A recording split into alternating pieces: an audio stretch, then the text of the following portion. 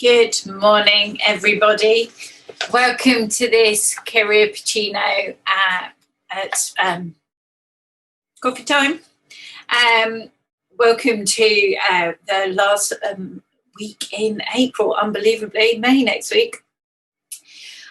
Today we are going to look at a subject that I'm asked about a lot, is thinking that if you are a postdoc with a high level of numeracy and perhaps programming skills, and you're used to doing a lot of big data, which increasingly isn't just the remit of maths and computer science, biologists, epidemiologists, everyone else has big programming skills and very used to data. But the question of moving into finance, some people will refer to it as turning to the dark side. I'm absolutely not here to judge one way or the other. I have a lot of friends who moved into the world of finance after being a postdoc. And so the advice that I got for you today comes from chatting to them, finding out what they're looking for in a postdoc moving to the financial world.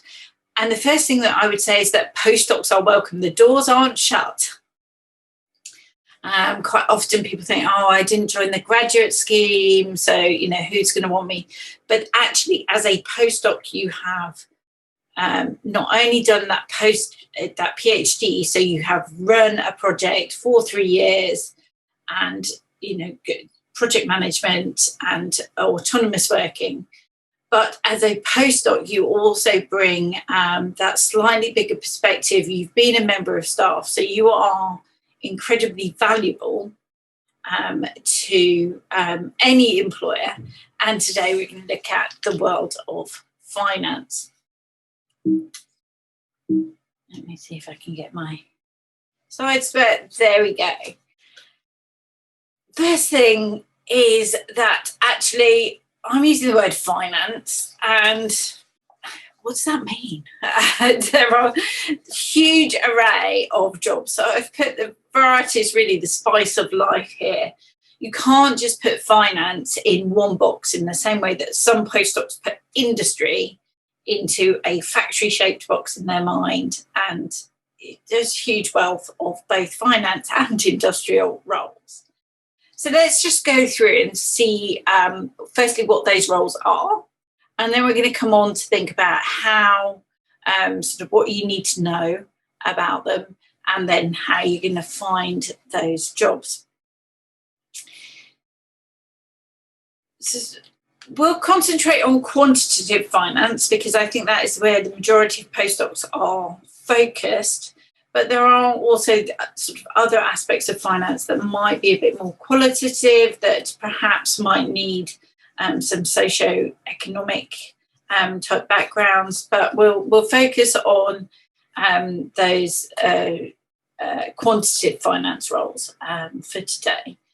So you have some options. You could go and work in a big bank. You could go and work for some asset managers. You can work for a hedge fund, algorithmic trading funds. That's even hard to say.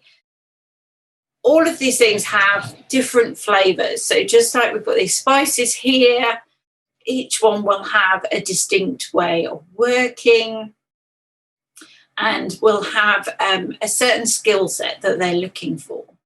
And then even within that particular niche of finance, there will be lots of nuances of flavors. For instance, one hedge fund is very different from another for working. So you need to think about really doing your homework here. This is going to come back to homework, I'm afraid. But I'll give you some pointers as to what you need to look at. So for a big bank, it is usually working for a big corporation. We all know the names because we've all got bank accounts. But there are a variety of roles, as you would expect within any large corporation. You might be doing some distinct research and prototyping in a front office environment, or you might be looking at perhaps doing some of the behind the scenes stuff, so that back office, where you're very much looking at improving the systems, the libraries, sort of programming backbone, if you like, of what the bank does and how it makes its money. So you can expect lots of programming, and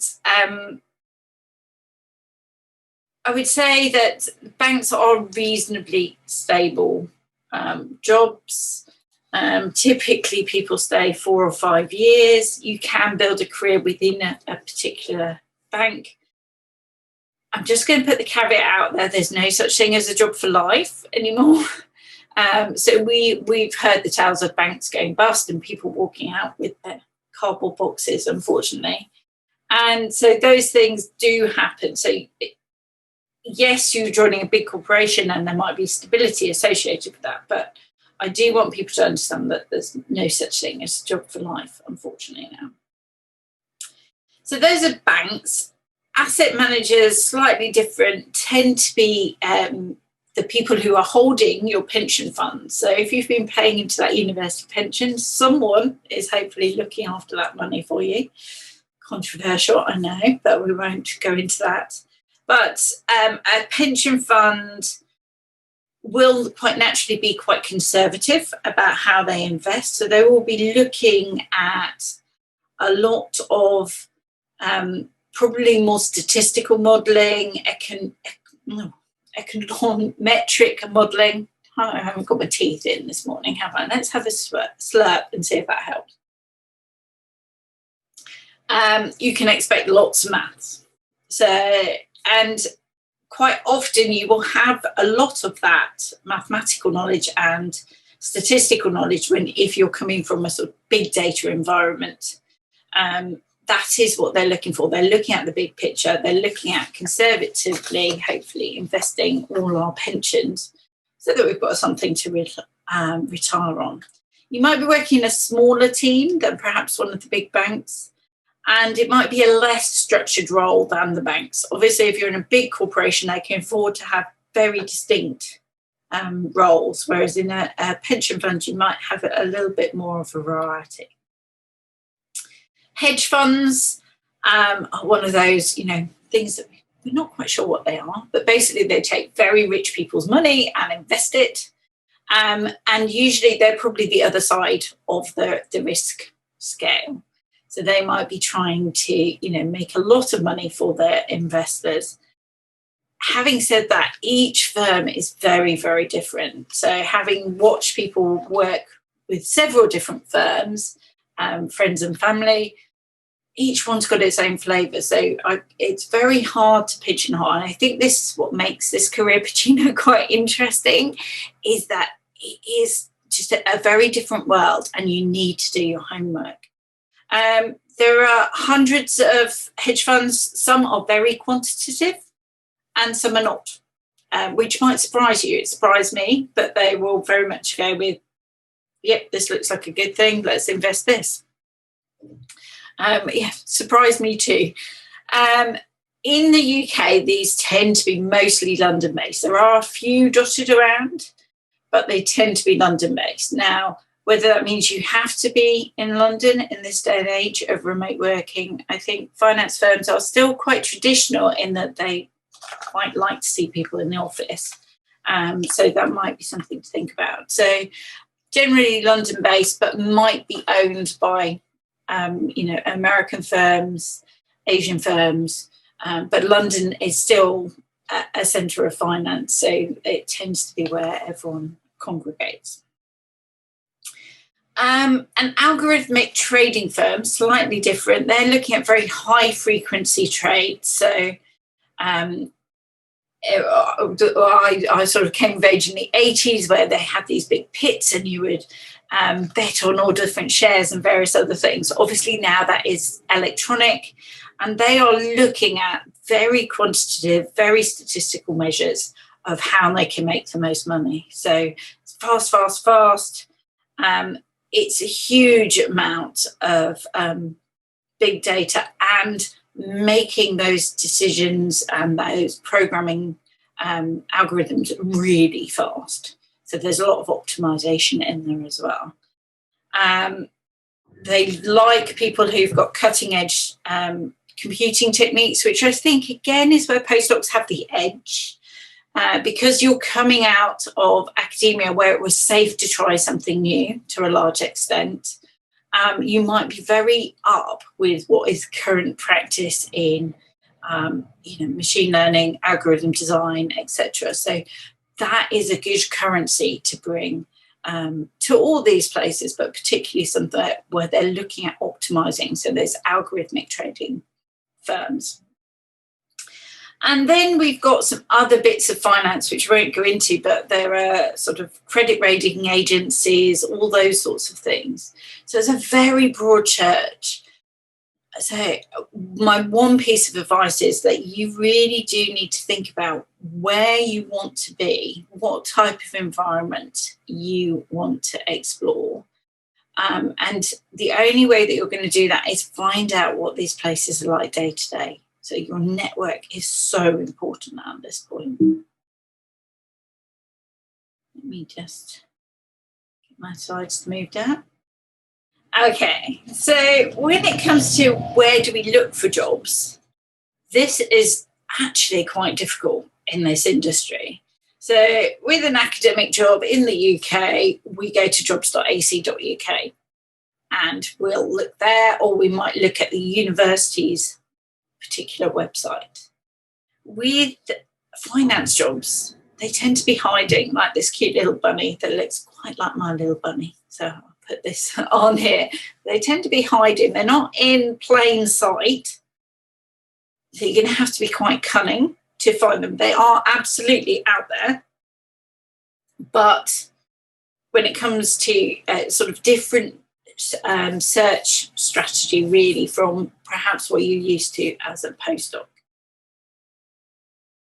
Where to look? The first thing that I'm going to say is if you're at a university, you can go to your university career service and they will have lists of firms. They will have booklets about careers in finance.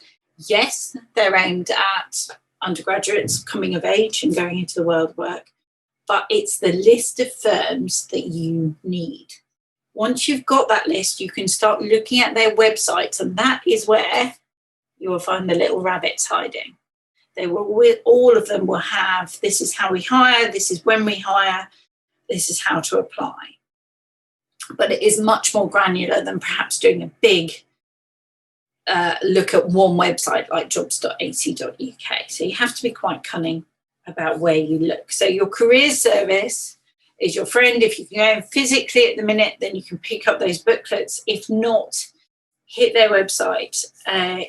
University career services are manifestly underused by postdocs, and they're staffed by lovely people, and they have a wealth of information. So that would be my first port of call.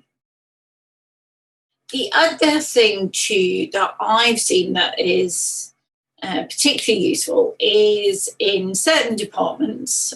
So I'm thinking of the statistics department in Oxford particularly.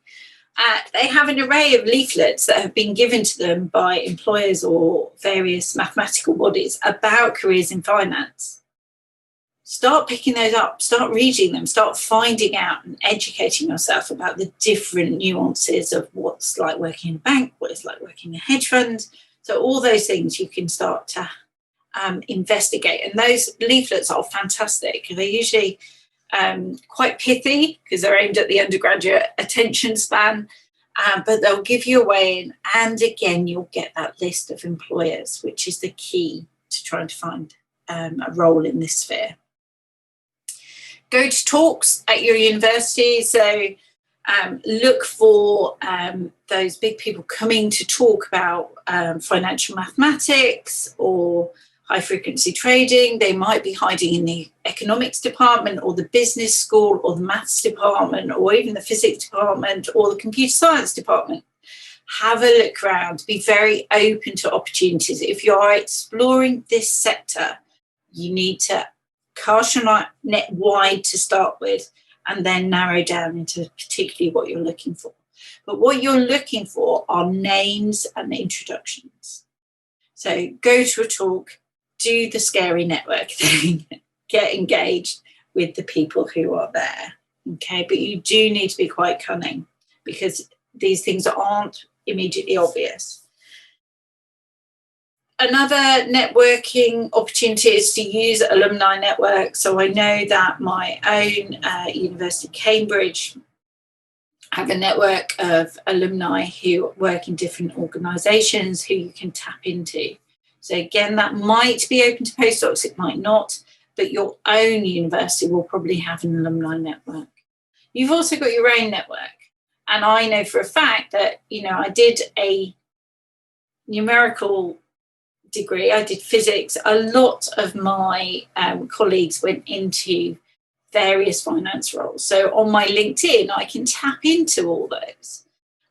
They're all in different spheres now. So if I want to find out what it's like in a hedge fund or what it's like to work in UBS or whatever, I can find those in my network, and you will be able to too. So banks usually have you can apply at any time type policy. You usually need to apply direct to their website. Again, we'll talk about this on another career Puccino, but do try and tailor your CV. I'll come on to how you can maximise your chances in a moment. And if you can get someone to introduce you, quite often they will get a finder's fee, which is a lovely way to ask someone to, because they're getting something. So if they introduce someone to the bank who then gets hired, they will get a finder's fee. Now, it's not going to make them rich, but it is a nice thing to have. So don't worry about asking. There's usually something in it for them. Looking at the other ways of, kind of banks are one thing, but all the other sort of financial houses work in similar ways. So it is very much about being introduced, someone knowing you who can say, this is a good person, or you applying direct on the website. Either way, you've got to be pretty proactive in this sphere. And if you think about it, that makes sense. They want people who are proactive. Some people think, I'll sign up with Headhunters, but unless you've got experience in the industry, a headhunter is going to be really not very helpful at this point. So direct application or get an introduction are my two top recommendations. So use your network. Be cunning, but also use your network. What else can get you ahead of the curve on this? Really understanding what they're trying to do as a business. So understanding the basics of how banks work. If you're looking at trading firms, basics of trading. So there's a very good textbook called Hull, or it's by someone called Hull, Hull, Futures and Options. A quick read of that and you will understand some basics, and you'll be able to think, okay, well, I can bring the programming, I can bring the quantitative side of things, I understand big data, or it might be machine learning, and this is what they're trying to do with it. At interview, they're going to be looking for people who kind of get them. They don't want just a postdoc who looks like they've run out of, steam being an academic, which needs to be reflected in your CV. So skills-based CV, directly answering the advert and what they're looking for, rather than an academic chronological CV that makes you look like a postdoc. Okay, so understanding what they're about, again, use your network to find out what a day in the life's like. Really, really important. I am looking at my notes because I've got quite comprehensive notes. 20 minutes isn't long enough for this, but hopefully giving you a flavour. If you need to apply to lots at once, okay, and that probably applies across the board at the minute to the jobs market. It's very competitive, but apply to several and apply in parallel. Don't wait for one to get back to you. Especially COVID seems to have slowed down the jobs market a little bit, or the jobs process rather. So, kind of apply to lots. Usually when you're applying, they might at interview give you some sort of quiz or brain teasers, some basic financial knowledge, perhaps some mathematical tests. Again, you can find out from people who've been through this before, what did they ask you? preparation is really important for the interview. And quite often there will be a programming task, but you'll be given a choice of languages to do that in. So don't worry that you don't know their particular flavour of the month programming. You would be given a choice to do that in. And really they're looking at the structure of your program and your approach to programming rather than how adept you are at C++ or Python or whatever it might be, or R. It's your process that they're really looking for. And the last thing that I'm going to say, I'm going to be a minute over, is that strangely, in that application process, money is the last thing that gets talked about, despite the fact that the whole job revolves around money, and some postdocs think it's the route to untold riches. Yes, it is a career that could be extremely well paid, but at the initial stages, you're not going to be, driving around Porsches, but it is the last thing that gets talked about. And you might need to, again, use your network or somewhere like Glassdoor to find out what someone like you, the salary that they could command. So one of these salary marketing sites can be really, really helpful to you on that one. So that was a whistle-stop tour. It's a very big subject, as you can imagine, but I will write this up as a blog. If anyone has any questions, just put them in the Q&A or the chat. Okay.